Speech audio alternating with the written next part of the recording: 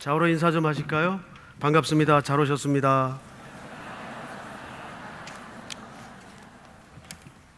한 번 더 합시다.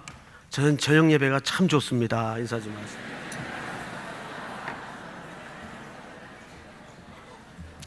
진심이시죠? 예. 저도 저녁 예배가 제일 좋아요. 끝나면 집으로 가니까. 오늘 사무엘하 9장에 무비보셋이라는 인물이 나옵니다. 뭐 일부러 계획한 건 아닌데 본문이 오늘 9장과 딱 일치되어 맞아 떨어졌습니다. 여러분들에게 한번 여쭤볼게요. 여러분들은 어느 유형의 사람이 좋은가 한번 각자 대답을 마음속에 해주시기 바랍니다. 이렇게 물으면 꼭 이렇게 소리내서 대답하는 사람들이 있어요. 친절한 사람이 좋습니까? 충성스러운 사람이 좋습니까? 이제 각자 답을 갖고 계시겠죠? 제 와이프한테 물어봤더니 자긴 친절한 사람이 좋대요. 왜 그런 대답을 하냐 그랬더니 제가 친절하지 않아서. 그래서 제가 출신이 경상도 출신이라 그런 쪽에 좀 기대하지 말라 그랬더니 자기는 그리스도인과 결혼했지 경상도 남자와 결혼한 게 아니래요.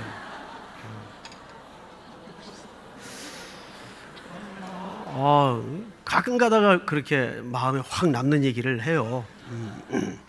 맞는 얘기죠. 다윗은 사실 친절한 사람은 아니었어요. 제가 다윗 같다는 얘기는 아니고 어디 감히 제가 다윗 같겠습니까? 발꿈치도 못 따라가죠.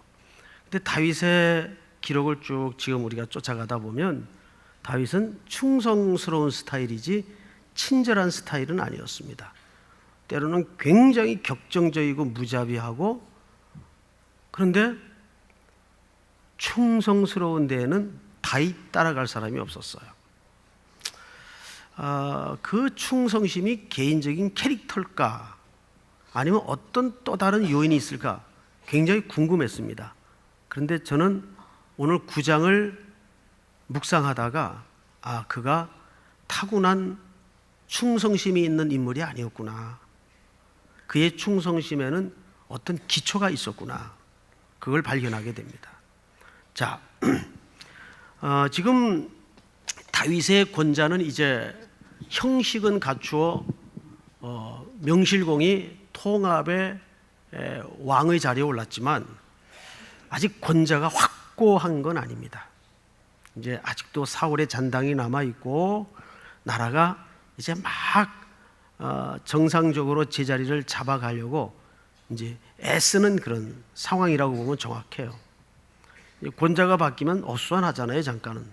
그런 상황이라고 보면 정확합니다. 근데 이때 다윗이 주도적으로 질문 하나를 던집니다. 그런데 항상 그 학교에서 아이들을 가르쳐 보고 또 교회에서 우리 청년들을 가르쳐 보면 결국 질문이 그 사람 수준이에요. 맞죠, 여러분?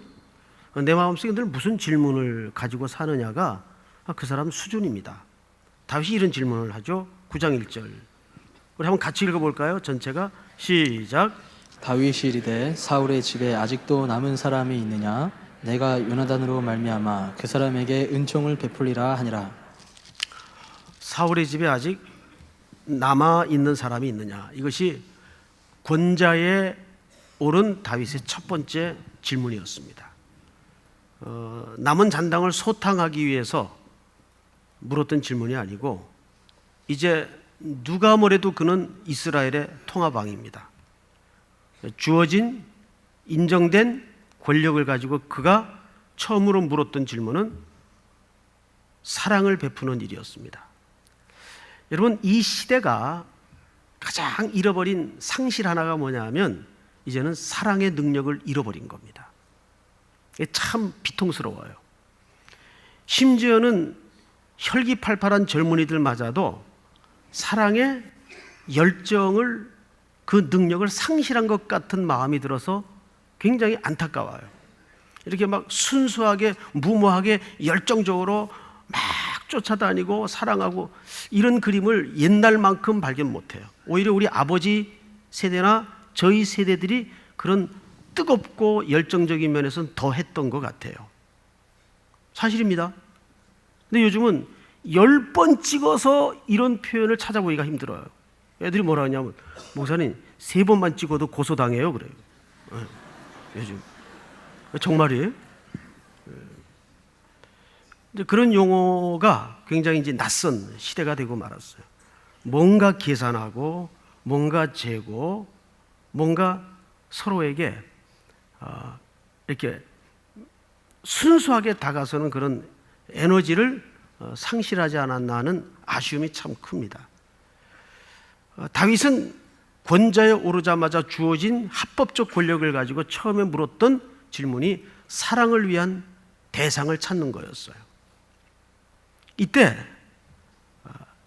이런 대답이 베풀어집니다. 2절 사울의 집에는 종 한 사람이 있으니 그의 이름은 시바라. 이 발음 조심합시다. 나도 이걸 계속 9장을 읽으면서 이 시바가 자꾸 나와요. 이거 읽을 수가 없네 이제는. 이거 큰일 났네. 이거 계속 이 사람 읽어야 되는데.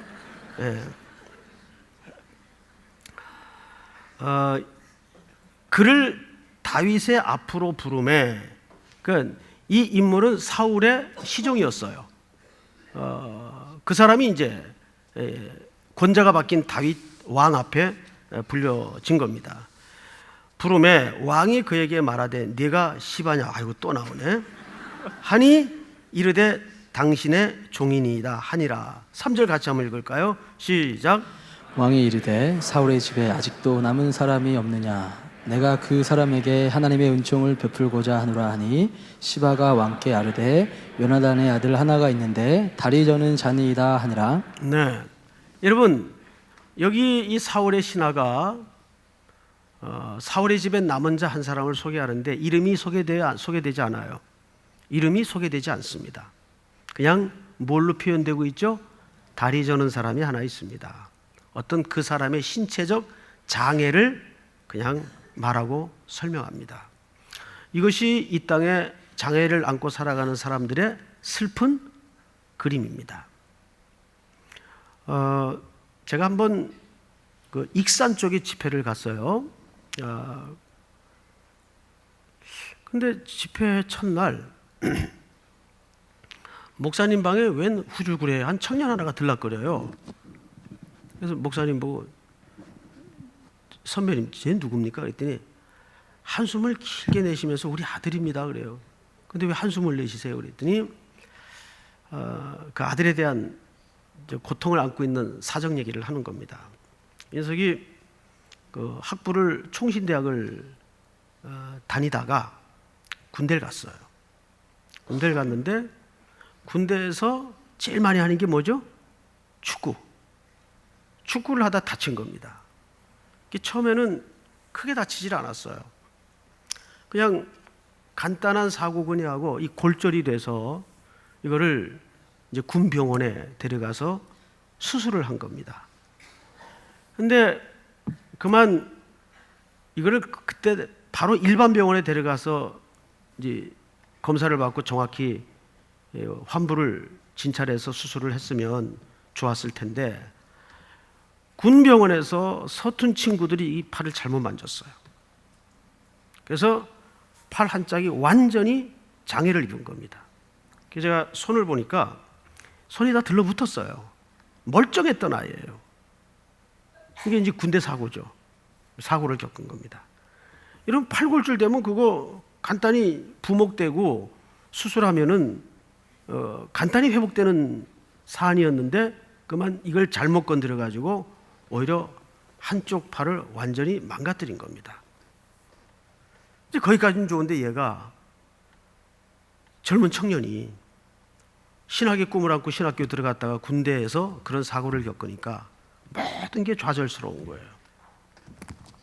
그래서 아버지 목회하는 고향교회 내려와서 어디 가지도 않고 그냥 외톨이 겸 거의 은둔 생활을 하다시피 한 겁니다. 그 소리를 제가 듣다가 마음에 너무 이 안타까움과 뜨거움이 올라왔어요. 제좀 목사님 불러주세요. 뭐 하려고 그러냐고. 불러주세요. 그래서 제가 왔길래 처음 보는 녀석이지만 대놓고 야단을 쳤어요. 너 이 젊은 녀석이 파란 쪽 망가졌다고 이 뭐냐 이게. 당장 서울로 올라와. 야단을 쳤어요. 그 제가 심호하는 교회 데리고 왔어요. 너 오늘부터 인터넷 그래서 어느 부서라도 따라다니면서 너 목회할 거야 안 할 거야? 하겠대요. 너 지금 그 상태로 그 정신 상태 가지고 목회하겠어? 올라와. 보따리 싸가지고 야단을 쳤어요. 그리고 이제 교회에서 인턴서부터 사람들을 대하고 새로운 관계를 맺고 동역자들의 보살핌과 도움으로 애가 이제 피어나기 시작하는 겁니다. 사람이 그래요. 관계가 맺어지고 새로운 삶의 현장으로 네트워킹이 되면 사람은 피어나게 돼 있습니다. 근데 기본적으로 재밌는 녀석이에요. 기본적으로 재밌는 녀석에다가 성품도 좋고 설교도 잘하고 그런 녀석이 이 파란 쪽 망가진 좌절 때문에 아버지 밑에서 꼼짝 못하고 어디 가지도 못하고 이력서도 안 내고 찾아볼 생각을 안 한 거예요. 그런데 이건 약과예요. 40대 때까지 밖에 안 나오고 식구들이 집에 꽁꽁 숨겨놔요. 못 나오게 합니다. 이걸 보통 우리가 재가 장애인이라고 그래요. 우리나라에 이 재가 장애인들이 의외로 굉장히 많습니다. 그래도 이렇게 휠체어라도 타고 불편한 몸 끌고 와서 번죽 좋게 사람 만나고 대화하는 친구들은 사실상 건강한 친구들이에요. 여기 지금 사울의 종이 와서 이 은둔에 있는 이 도망가다가 유모가 떨어뜨린 아들입니다. 그래서 결국 두 다리를 다 못 쓰게 됐죠.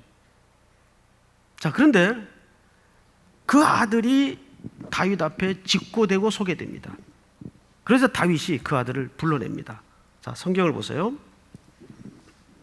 6절을 보시면 4절을 보시면 왕이 그에게 말하되 그가 어디 있느냐 하니 시바가 왕께 아뢰되 로두발 암미엘의 아들 마길의 집에 있나이다 하니라. 자, 여러분 여기 로드발 암미엘의 아들이라는 말은 무슨 뜻인가 하면 로드발은 이름이 아닙니다. 여긴 지명이에요, 지명. 근데 이 지명은 이스라엘 땅에서 굉장히 독특한 지역인데 초목이 하나도 나지 않은 매우 건조한 땅의 상징적 현장입니다.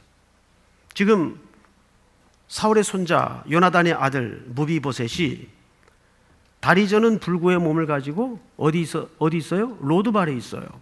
풀 한 폭이 나지 않는 땅.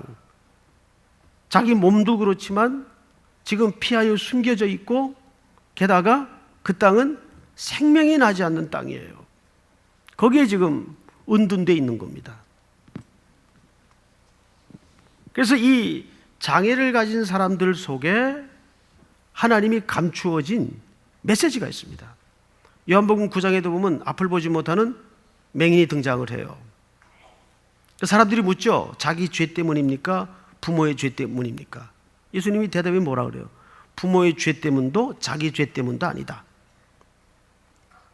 하나님의 영광을 위해서 이런 대답을 하십니다. 여러분, 거기서 오해하지 말 것은 하나님이 하나님의 영광을 위해서 그를 불구로 태어나게 했다는 말이 아니에요. 불구된 상태를 통해서 하나님께 영광이 되게끔 그를 사용하신다는 뜻입니다. 그걸 오해하시면 안 돼요. 정확히 이해하셔야 됩니다. 하나님의 영광을 위해서 그를 불구로 만들었다는 말이 아니고 그의 불구된 어쩔 수 없는 피할 수 없었던 상황을 통해서 하나님이 영광을 받으시겠다는 의미로 그 설명을 하신 겁니다. 자, 그런데 성경을 마저 좀 보십시다. 5절 다윗 왕이 사람을 보내어 로드발 암미엘의 아들 마길의 집에서 그를 데려오니 자, 그를 어떻게 했다고 되어 있죠? 데려오니. 사랑하는 성도 여러분, 우리가 하나님 앞에 어떻게 나올 수 있죠? 하나님이 요한복음 6장에서처럼 하나님이 우리를 부르지 않으면 아무도 아버지 앞에 나올 자가 없습니다. 그러니까 이 말은 무비보셋이라는 사울의 상황을 통해서 사실은 메시아의 상징을 담고 있는 다윗 왕국을 통해서, 다윗을 통해서 우리 구원을 설명하고 있는 겁니다. 우리가 얻어진 구원이 어떤 과정을 통해 우리에게까지 임했나. 자, 건조한 땅에 희망 없이 도망가 피하여 살고 있는 두 발을 쓰지 못하는 장애인이에요. 무슨 구원의 여망이 있었겠습니까? 그것이 우리의 모습이에요. 사실은 우리가 사증한 멀쩡한 사람 같지만 우리의 영적인 상태가 바로 무비보셋의 모습입니다. 그런데 그 아들을 다윗이 먼저 초청합니다. 다윗이 먼저 불러냅니다. 그리고 다윗 앞에 섭니다. 다윗 앞에 서는 순간 그는 이제 무명의 절뚝이는 장애인에서 무비보셋이라는 이름을 갖게 됩니다. 그런데 놀랍게도 이 무비보셋이라는 이름 뜻이 무슨 뜻일까요? 부끄러운 자라는 뜻입니다. 그 말이 갖는 암시가 있어요. 우리는 구원받기 전에 어떤 상태였어요? 부끄러운 존재였습니다. 누구 앞에? 창조주 하나님 앞에. 이것은 육신적인 상태를 부끄럽다는 의미가 아니라 우리 존재 자체의 위치가 부끄러운 자리에 있었어요. 다 양 같아서 각기 제 길로 갔던, 아버지의 품을 떠났던, 도망했던 자들입니다. 누가복음에 나오는 둘째 아들 같은 존재였죠. 아버지의 집을 떠나버린 아들, 부끄러운 아들이었어요. 자, 이제 다윗 앞에 호출된 이 무비보셋은 놀라운 소식을 듣게 됩니다. 성경을 볼까요? 6절 한번 같이 읽읍시다. 시작. 사울의 손자 요나단의 아들 무비보셋에 다윗에게 나와 그 앞에 엎드려 절하매 다윗이 이르되 무비보셋이여 하니 그가 이르기를 보소서 당신의 종이니이다. 여러분, 다윗이 사울의 손자 무비보셋을 처음으로 보는 순간 첫 마디가 뭐였습니까? 이름을 불러준 겁니다. 하나님이 우리를 구원하셔서 처음으로 불러준 것이 우리의 이름이에요. 아들아, 아무개야. 그래서 내가 너를 지명하여 불렀나니. 할렐루야. 그러니까 이 다윗의 자비 속에 그리스도의 우리를 향하신 구원의 그림이 정확하게 소개되고 녹아져 있는 겁니다. 그러니까 이 땅에 몸이 불편하여 살아가는 사람들 속에 무슨 메시지가 감춰져 있는 거예요? 구원의 메시지가 감춰져 있는 거예요. 그래서 우리가 마땅히 이들을 돌보고 품어야 될 가장 구속사적인 이유 중에 하나는 저들의 인생 속에 우리의 구속받은 그림이 있기 때문입니다. 믿습니까? 그래서 교회는 장애를 가지고 살아가는 이 사회적 약자들에 대해서 휴머니즘적 차원에서 접근해서는 안 돼요. 이것은 성경에서 말하는 굉장히 중요한 구속의 그림이 그들 인생살이 속에 철저하게 녹아져 있기 때문입니다. 그리고 이제 이 무비보셋을 향해서 다윗이 이렇게 얘기합니다. 7절. 다윗이 그에게 이르되 뭐 하지 말라, 무서워하지 말라. 이게 누가 한 얘기예요? 예수님이 한 얘기예요. 벌벌벌 무서워 두려움에 공포에 붙잡혀 있던 제자들을 향해 나타나신 부활의 주님께서 처음에 하셨던 말이 뭐예요? 그들은 지금 마음에 뭘 잃어버렸어요? 평안을 잃어버렸어요. 평화가 깨졌어요. 누구와?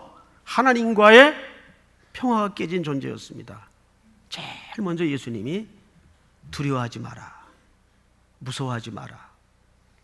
무덤가로 달려와 울고 있던 여인들을 향해서도 울지 말라, 무서워하지 마라. 그리고 내가 너에게 평안을 끼치노니 내가 주는 평안은 세상이 주는 것 같지 아니하니라. 지금 무비보셋의 영적인 상태는 어떤 상태입니까? 혹 저 다윗이 공의 대로 나를 붙잡아 색출해내서 우리 사울의 집안을 전부 처단을 했듯이 나에게도 그런 공의의 칼이 떨어지는 건 아닐까? 응당한 죄의 대가가 지불되는 건 아닐까? 얼마나 수많은 두려움이 그의 이성과 마음을 지배했겠어요. 벌벌벌 두려움에 떨고 있는 겁니다. 이것이 인류가 공통적으로 직면한 영적인 상태입니다. 이때 다윗의 입을 향해서 가장 중요한 원초적이고 복된 선언이 이루어지는데, 두려워하지 마라, 무서워하지 마라. 이것은 우리 성도들이 오늘 이 밤에도 여전히 귀 기울여 들어야 될 하늘의 음성입니다. 여러분, 두려워하지 마십시오. 무엇이 여러분들을 염려케 만들고 불안케 만들고 두렵게 만듭니까? 힘들게 만듭니까? 공포가 여러분들을 뒤흔듭니까? 미래가 불안하시고 걱정이 되십니까? 이 한마디 속에 그 대답이 다 녹아져 있어요. 무서워하지 마라. 내가 주는 소식은 평안의 소식입니다. 다윗이 무비보셋에게 선언했던 소식은 평안의 선언이에요. 무서워하지 말라. 자, 그런데 조금 더 나가 보십시다. 내가 반드시 네 아버지 요나단으로 말미암아 네게 은총을 베풀리라. 내가 네 할아버지 사울의 모든 밭을 다 네게 도로 주겠고 또 너는 항상 내 상에서 떡을 먹을지니라 하니. 8절 다 같이 시작. 그가 저러 이르되 이 종이 무엇이기에 왕께서 죽은 개 같은 날을 돌아보시니까 하니라. 예, 여러분, 여기 놀라운 회복이 뭡니까? 사울의 모든 유산이 그대로 회복이 됩니다. 누구에게? 이 구원의 여망이 없었던 무비보셋에게 다 회복이 돼요. 그리고 더 기가 막힌 것은 이 무비보셋은 이제 누구의 상에서 먹도록 명령을 받습니까? 왕의 상에서. 그 아름다운 그림이 시편 어디에 나와 있어요? 23편에 원수의 목전에서 상을 베푸시고. 상을 베푼다는 말은 이제 너는 내 가족이다. 히브리인들의 식탁은 단순히 밥 먹는 공간과 시간이 아니라 이것은 내 식구란 뜻입니다. 그래서 예수님이 세리와 죄인들에게 만날 때마다 뭘 하셨죠? 식탁 교제를 하신 거예요. 나는 이들의 친구다라는 예수님의 자의적 퍼포먼스예요. 나는 이 죄인들의 친구요, 창기의 친구요, 여러분들이 저주하는 경멸하는 저 사람들의 이웃이 바로 나다. 그래서 의도적으로 다닐 때마다 그들과 식사를 합니다. 그래서 여러분, 우리 성도들의 이 신앙 행위 속에 같이 식탁을 나눈다는 것은 어마어마한 메시지입니다. 그러니까 밥 먹는 거 가지고 뭐라 그러면 안 돼요. 아니, 이건 웃으라고 한 얘기가 절대 아닙니다. 자주 식탁 교제를 해야 됩니다. 굉장한 메시지가 그 속에, 그 시간 속에, 공간 속에 녹아져 있는 겁니다. 다윗도 예수님도 항상 우리를 식탁으로 초대하셨어요. 이제 나는 네 가족이다, 그 뜻입니다. 자, 그런데 조금 더 나가 보십시다. 9절.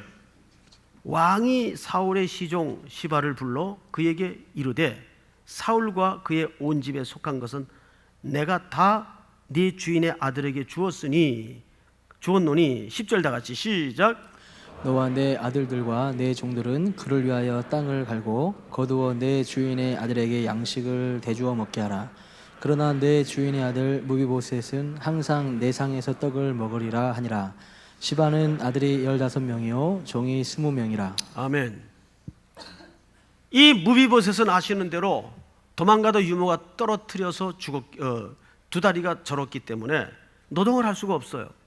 그래서 다윗이 그 사울의 종이었던 시바를 누구의 노동력으로 제공합니까? 아들 무비보셋의 노동력으로 요나단의 아들에게 제공을 합니다.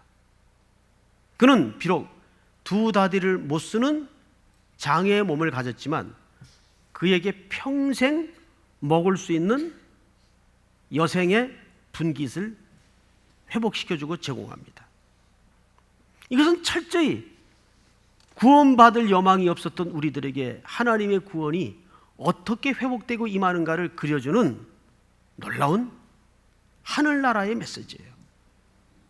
사랑하는 성도 여러분, 오늘 이 무비보셋 속에 사실은 누구의 얼굴이 감춰져 있는 겁니까? 저와 여러분들의 회복과 약속의 얼굴이 감춰져 있는 거예요.